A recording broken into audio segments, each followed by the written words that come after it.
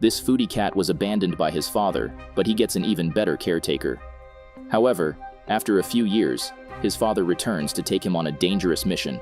On a dark and stormy night, a little orange kitten named Garfield was left in an alley by his irresponsible father. He called Garfield Jr. and asked him to wait. Garfield kept waiting for his father, but he never returned.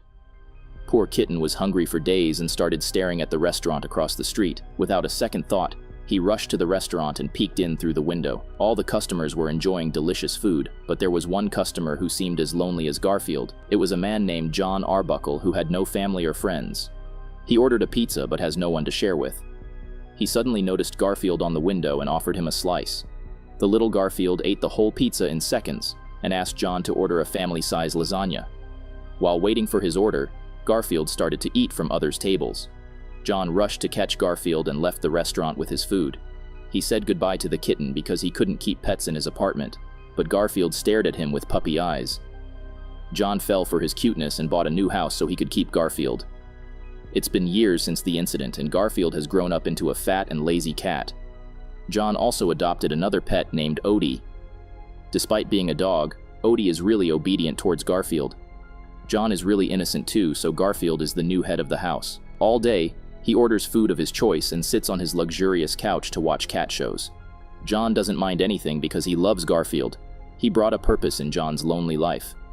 Garfield also loves John, but it only shows when no one is looking. Every night, Garfield tucks John in bed and puts on some relaxing music so John can have a peaceful sleep. Until now, Garfield's life was better than perfect, but little does he know, it's all going to collapse. In the middle of the night, Garfield starts to feel hungry.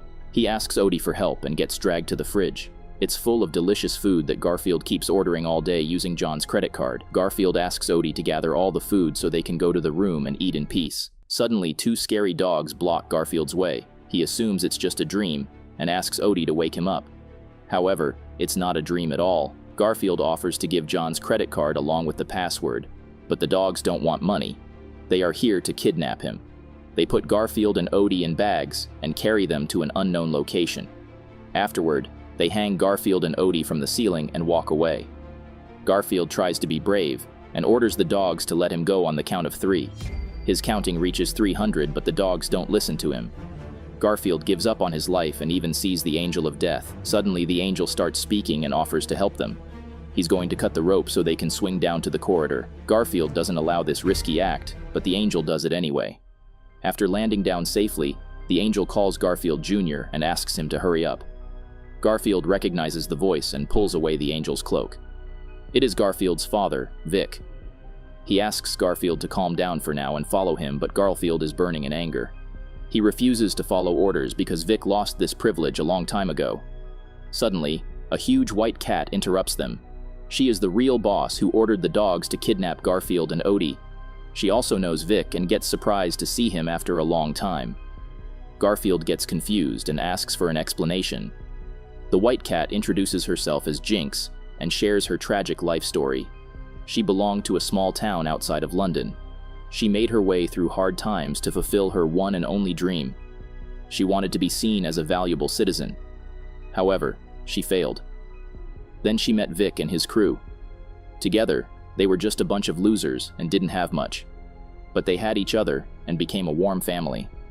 One day, they tried to steal a big batch of milk but got caught. Vic escaped without Jinx, and she never forgave him for that. She was put in a smelly and filthy jail where she met the dogs. Together, they escaped the jail and made their own path in the world. Jinx was doing better than ever, but she wanted to take revenge from Vic. She didn't find him, but found his son, Garfield. She kidnapped him to lure Vic. Now she wants him to get that 1 liter of milk she lost due to him. Once that's done, they will be even. Garfield agrees with Jinx and says that Vic can do anything except for raising his son. However, Jinx has a twist. She wants 1 liter of milk for every night she spent on the streets. It was around 4 years, so Vic has to get 1,675 liters of milk. That much milk can only be found at the lactose farms where Vic deceived Jinx. It's not just a one-man job, so Jinx wants Garfield and Odie to accompany Vic. Garfield refuses to help, but if he doesn't, he has to stay with the dogs. They have 2 days to complete this mission. Otherwise, they will never see the sun again. Garfield gets really angry and blames Vic for pulling him into the life of crime. Vic apologizes and says that he's not as bad as Garfield thinks. He just needs a chance to explain himself. However, Garfield doesn't want to listen to anyone and tries to leave this mess, but Jinx stops him. She orders the dogs to keep following them so Garfield or Vic don't run away without completing the mission. Garfield has no other option left, but after completing this mission, he doesn't want to see Vic ever again. Vic agrees to the terms and asks Garfield to calm down, because lactose farms have a lot of cows that supply large amounts of milk every day. They will easily get the required amount, and Garfield will be able to go back home sooner than he thinks. But getting to the lactose farms is a little bit of adventure. The next morning, John has finally woken up and starts looking for his pets. He notices the open fridge and the food dropped on the ground.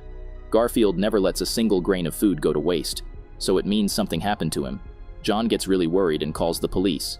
Meanwhile, Garfield is waiting for the train to arrive. He asks Vic to bring a rope because that's how actors in movies jump on the train. But Vic likes the old traditional way. He shoots Garfield using a tree while Odie and Vic jump directly on the train.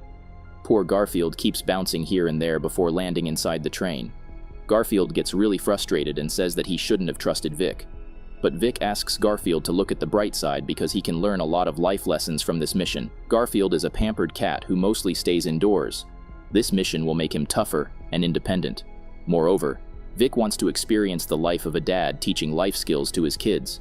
Hearing this, Garfield gets more angry and says that Vic can never make up for the past 5 years of his absence. Garfield goes to rest in the cozy area prepared by Odie, but a bunch of insects attack him. Vic uses some wooden chips to scare away the insects and calls it one of the life skills Garfield hasn't learned. Vic expects a thanks, but Garfield ignores him and points at their destination. They have reached the famous lactose farms. Surprisingly, they have increased their security, so it will not be easy to steal the milk.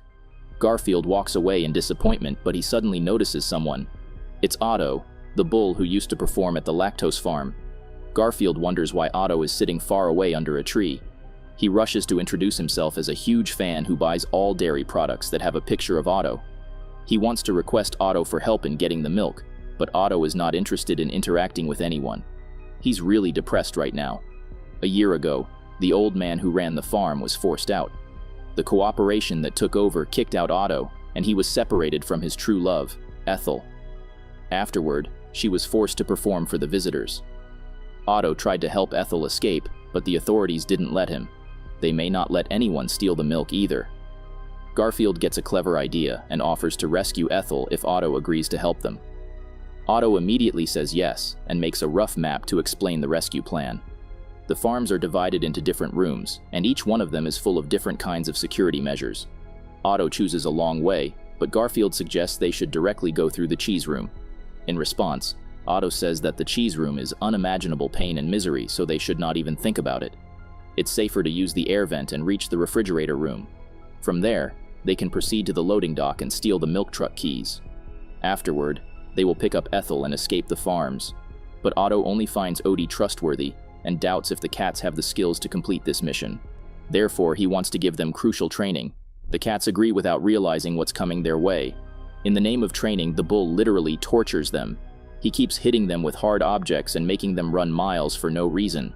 At the end, Otto calls the cats failures who will never survive the lactose farms. Garfield gets angry because he wonders how hard a farm can go. Otto keeps warning them, and as the last part of training, he ties them up around a tree. Garfield and Vic need to develop some understanding and teamwork. Otherwise, they will not be able to carry out this mission successfully. However, Garfield doesn't even want to see Vic because it keeps reminding him about the unfortunate incident. He can't believe that Vic left him for apparently no reason, and now he dragged Garfield into this mess. If it wasn't for Vic, Garfield would have been enjoying an extra-large pizza at home. In anger, Garfield says that everything that Vic ever did was hurting him.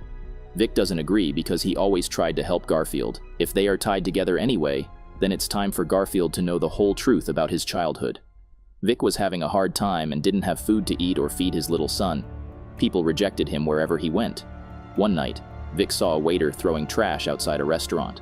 Vic thought that the trash must have something to eat, so he left Garfield in a corner and went to check the trash.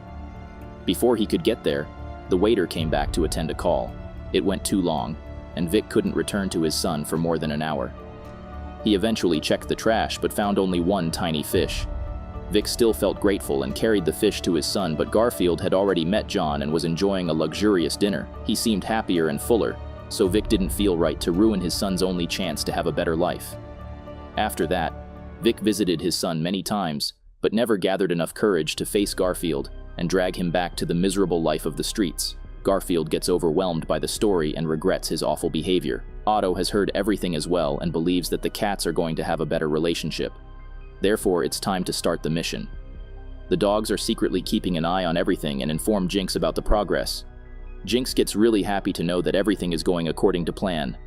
Now it's time for the next move because Jinx doesn't only want milk, she's planning an even bitter revenge from Vic. Jinx calls at the lactose farm and leaves a message for the animal control officer, Marge Malone. She wants to alert Marge about the robbery so Vic gets caught and rot in jail forever. At first, Marge's team assumes that it's a prank call with cat noises, but Marge is really dedicated to her job. She has developed a special mobile application that allows her to translate animal speech. After interpreting the message, Marge gets ready to catch the intruders. The next day, Garfield and his team prepare to start the mission. Otto gives each of them a nut for communication. Garfield gets confused, but Otto asks him to keep faith. As the visitors start entering the farm, Odie and the cats hide in the kid's backpack and sneak inside the farm. Surprisingly, the nut Otto gave actually works like Bluetooth devices. With the help of Otto's instructions, the team succeeded in reaching the air vent. They should travel all the way to the refrigerator room, but Garfield is curious about the forbidden cheese room. Otto gave him several warnings, but he entered the cheese room anyway. Garfield jumps on a giant block of cheddar and starts eating it, but soon the block reaches the shredding machine. Odie tries to save his friend, but Garfield ends up in an even worse place, the boiling fondue maker. After getting saved from there, he gets stuck on the deadly slicer. Eventually, Vic saves both Garfield and Odie, and they all escape to the loading dock. The workers' break is going to end in 5 minutes. The team has to find the truck keys before that. However, Marge was looking forward to their arrival, so she picked up the key already. Garfield tries to become the hero and jumps forward to attack Marge, but he gets caught in seconds. Now it's Odie and Vic's turn. Otto creates a distraction by trying to get into the farms, and Vic uses this chance to get the truck keys, but he leaves Garfield and Odie behind. He steals the milk truck and delivers it to Jinx, but she finally reveals her true intentions. She wanted Vic to get caught like her, but that didn't happen, so she has to find another way to punish him. Meanwhile, Garfield and Odie are thrown in cages, but Garfield is more worried about what Vic did. How can he abandon his son again? All the emotional stories he told were just lies. While staying at the shelter, Garfield meets Vic's old crew. They also called him a deceiver because he used to leave them behind all the time. He used to say that he's going to see his son, but all he did was sit on an oak tree across the street and watch his son eat. Therefore, the other cats kicked Vic out of their crew. Garfield assumes that Vic just made up stories to run from his responsibilities. There's no way he was visiting him every day. Suddenly, Odie arrives to meet him and brings John as well. Garfield had forgotten that he was wearing a collar and a name tag. This helped John find him. They get back home where John has prepared a huge feast for his beloved pets. Before eating, Garfield suddenly remembers the story of the oak tree. He steps out of the house and walks to the tree across the street. His jaw drops when he sees all the marks left by Vic whenever he visited this place. Garfield's house is clearly visible from this tree, so Vic must be checking on him every day. He also intentionally let Marge catch Garfield so he could get back home away from Jinx's further evil deeds. Vic was right. He always tried to help his son. It's time for Garfield to help his dad. Jinx is going to throw Vic down when the train passes over the bridge. Garfield needs some help, so he calls Otto. They arrive at the bridge and Garfield jumps on the train to rescue his dad. Jinx gets really angry and orders the dogs to kill both cats. Luckily, Garfield had already made Plan B. He has ordered thousands of drone food deliveries. Garfield hangs on the drones and keeps attacking the dogs with food. He ends the fight by breathing fire using hot sauce. Afterward, he jumps down with Vic to land in the net set up by Otto. Unfortunately, it was too tight, and the cats got caught by the dogs again. Seeing their lovely bond, the dogs feel ashamed of themselves and decide to leave Jinx's side. Jinx is left alone, but the story doesn't end here. The cats disguise themselves as a human being and exchange the milk truck and Jinx for Ethel. Marge agrees on the deal, and Otto finally unites with his love. Vic drops Garfield at his house and promises to keep visiting him, but Garfield wants to live with him. Vic gets really happy to hear that and agrees to be John's third pet. John welcomes him too and feels like he adopted another Garfield because he's an exact copy of Vic. All day, both cats just eat and watch TV. but John doesn't mind because he's having a bigger and loveliest family.